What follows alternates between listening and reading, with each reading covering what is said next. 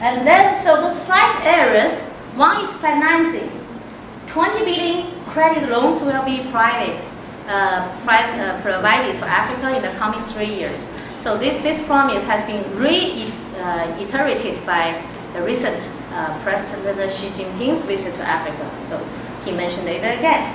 And the development assistance now goes to no longer those parliament building and the stadiums, those gorgeous African Union Center.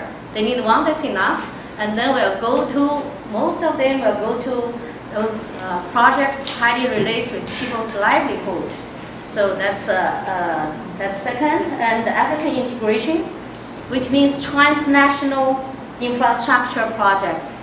So we used to deal with African countries in a bilateral way. So many infrastructure projects just within the boundary of the one country. Now it will cross the border in a regional way.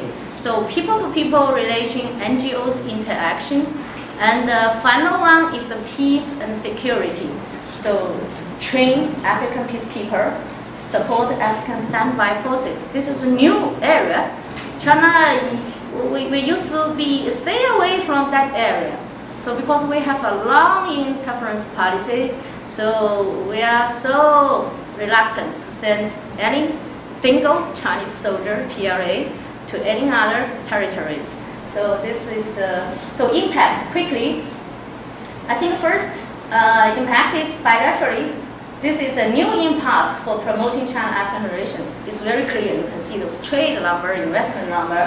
So now China, this is collective dialogue as well. China is one part, and then sitting together with all of those African countries. So Africa is high in China's foreign agenda. And we have issued a white paper on Africa's policy. That's issued in early 2006. We have never issued any white paper on any other regions. So considering about that, Africa is very important. And then, internationally speaking, the appearance of Africa fever, I think, is also one of the impact coming from this China-African development. Nowadays, I think Africa is no longer being marginalized by international society. Now it's coming back to the center of the international stage. Nowadays, there are many summits goes on.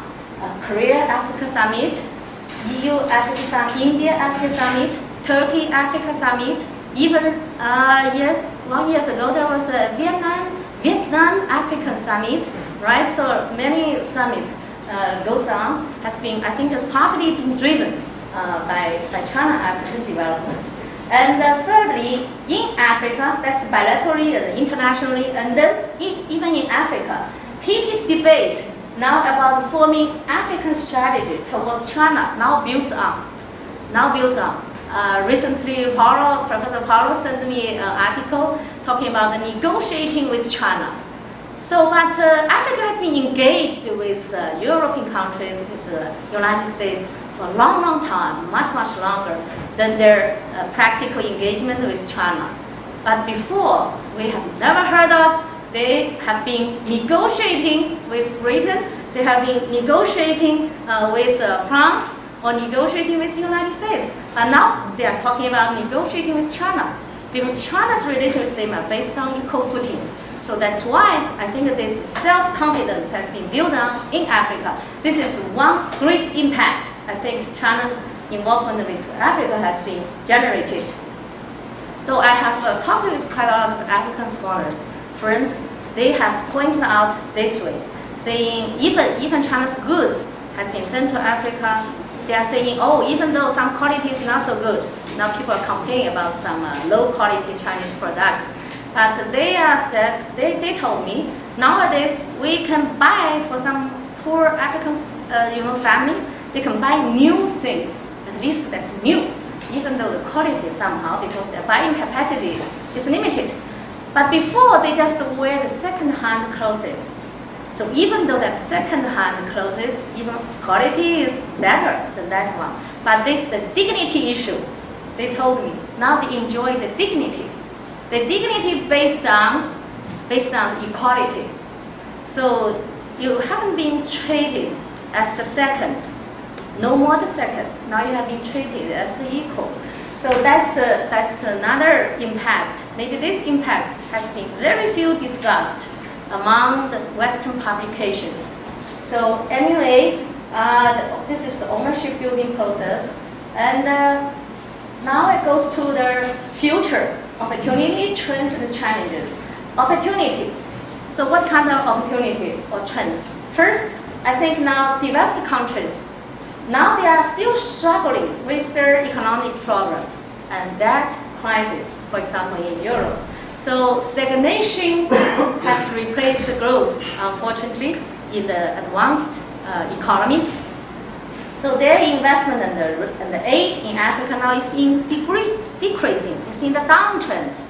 So even African countries, they realized they can no longer rely on these traditional relations with Western countries. They have to look in East.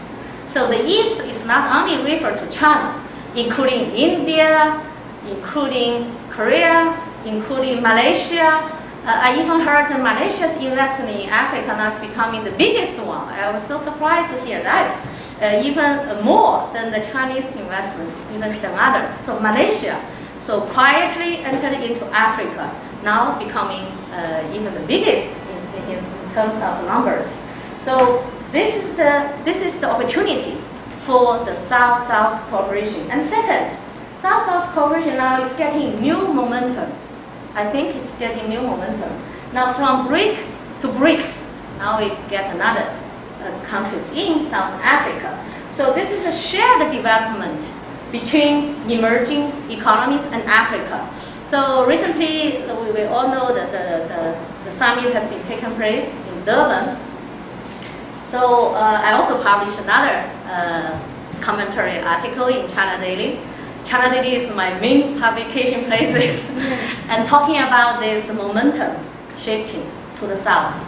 So this is a report issued just by South Africa Standard Bank report. I think they issued it in February, right ahead of this summit meeting. So according to the number in this report, the BRICS Africa trade has grown faster than its trade with any other region. So its total trade with Africa reached $340 billion in the year 2012. So that's tenfold increase over the decade. So and the BRICS trade, Africa trade will surpass $500 billion by the year 2015. So and also very encouraged to know, roughly 60% are coming from China-African trade. So you can see from this number, which means thanks for the BRICS engagement with Africa, and then Africa can be boomed as well. So this is a common development. It's not just a rhetorical word saying win-win and common property or common development. It's fixed. The facts says that. So I think this is another opportunity. That's why even before I came over here, I made some TV pieces as well, saying trying to criticize those kind of some Western newspapers saying BRICS no longer being BRICS, that will be replaced by another word that is BREAK, another BRIC, which means this will collapse because they show up. The evidence is to show up those economic growth rates, because Brazil now you have seen your economic growth rate is coming down. Now it's only 2, right? 2%. Yeah, it's coming down, and the Russians is coming down. China also coming down from we used to enjoy 2-digit one, and now coming down to 7. And then all those BRICS, the economic growth is coming down, and then inflation now is coming up. So the job situation also is tough. Everything is so bad and stuff like that. So those arguments saying BRICS is becoming BRICS, and then will collapse. So I don't think it's that way. Because for China, like now there's a Boao Forum going on in China, Hainan, that's a Hainan province. So the President Xi Jinping made a comment. He said, if China want to keep the 2 digital economic growth rate, that's a piece of cake. So we can do that without any problem. So the coming down of China's economic growth rate is not because we cannot go up in a high speed, because we don't want to continue in that way. Because now we change the focus. We want to be first stable growth and then fast growth. Before it's just fast growth and then haven't paid attention to those distribution of wealth, the social gap, rich and poor, a lot of social problems that has been emerged in China. So nowadays we pay attention to the distribution part, the social welfare system building. So we don't want to have such a speedy development. So that's the one thing. In Brazil as well, you don't want. Now you want to pay attention to the social factor. Zero hunger program, cash transfer, I've learned this since I arrived here. So those income gap, that's becoming the priority for BRICS country to address. So that's why I think South-South cooperation is still holding the momentum. It's not because now we are lack of driving force to continue to growth. It's going to collapse. It's not that way. Now we pay attention to the quality of this growth, no longer the speed of this growth. So anyhow, and then another trend is Africa is also rising. According to the famous economist, that magazine, periodical published in United Kingdom, 10 years ago, it used a cover story titled as the losing continent. Now, 10 years later, 2011, it used a cover story titled as Africa's rising.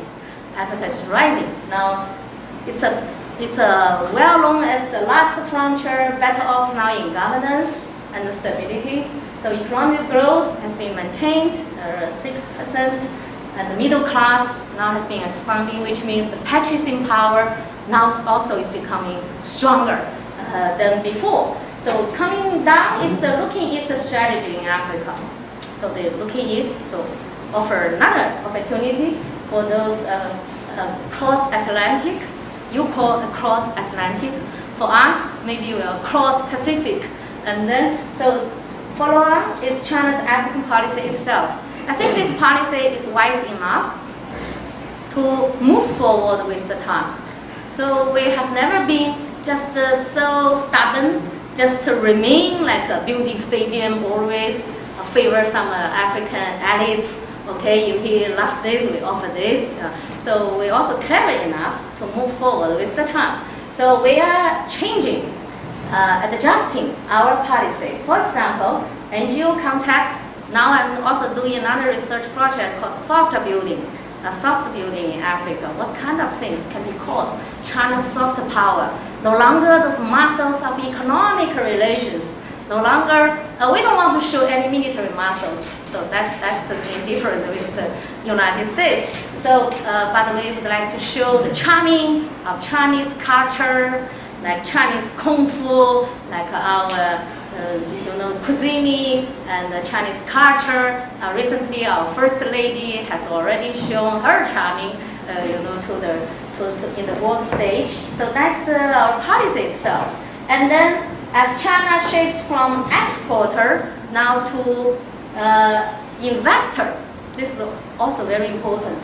China's presence in Africa will focus from trade to investment. So before people know Chinese are the world factory, so Chinese workers are busy producing things and then sell them all over the world. So we have a lot of trade deficit with lots of countries, with the United States. So now we want to change. Now from just the exporter, now becoming an investor. So now the Chinese bankers with some money, with the deep pocket, now they are traveling around the world to see the investment opportunity. So all of that, quickly, what time? I have to wrap up. Okay, but just to highlight those challenges. Here, we need to address several changes. So So from quantity expansion to quality priority. So during the past, we just add numbers from 100 and then 1,000 scholarship and then 5,000. But I used to talk with African students. If there is an Indian scholarship and Chinese scholarship lying in front of him, which way he would choose? He said, oh, not second consideration, I will choose Indian one. But I said, why is that? Because the climate is very okay, or the weather is well. He said, no, simply because scholarship is more than our scholarship. So the money he can get is more. Our money is well covered, is like tickets, accommodation, but he can get very few in his own pocket. So that's different. And so hardware to software, mutual understanding, research. There's another shift. We used to just put on the infrastructure building. And from trade to investment, I mentioned that. And from bilateral to multilateral, they're also the trend. Now our new folks, we are moved to multilateral, and from government to government to people. So I will after all of those details, those things, this I mentioned in detail. Different side. Economic side, there is a corporate social responsibility issue, and then the technical transfer issue, and then also how to maintain those projects, infrastructure projects, from simply hand over and then to joint management. So we used to just hand over after you finished, and then turn the key to the local and Chinese guys, all left, and then eventually you find that project itself will be faded away in the years later. So challenging also, this is challenging in different things in detail. NGO, easy said than done, because our NGO now just involved in very limited areas at home, environmental issue or like anti-poverty issue. None of them has been involved in the international relations issue. So the government maybe still feel not so certain for those NGOs moving around, getting into international affairs. So it takes time. It's matters of time. It's not matters of principle or idea. And so I will skip over all of that. But I will leave my PowerPoints here because time constraint. Okay, this is I compared with Africa's NGO, the situation in Africa, and the NGO situation in China. So why those elements makes this match difficult? And anyhow, now we are catching up. There are many activities now going on. More activities has been planned and are going on. Finally, this is the last slide. So challenges in security risk, killing and kidnapping.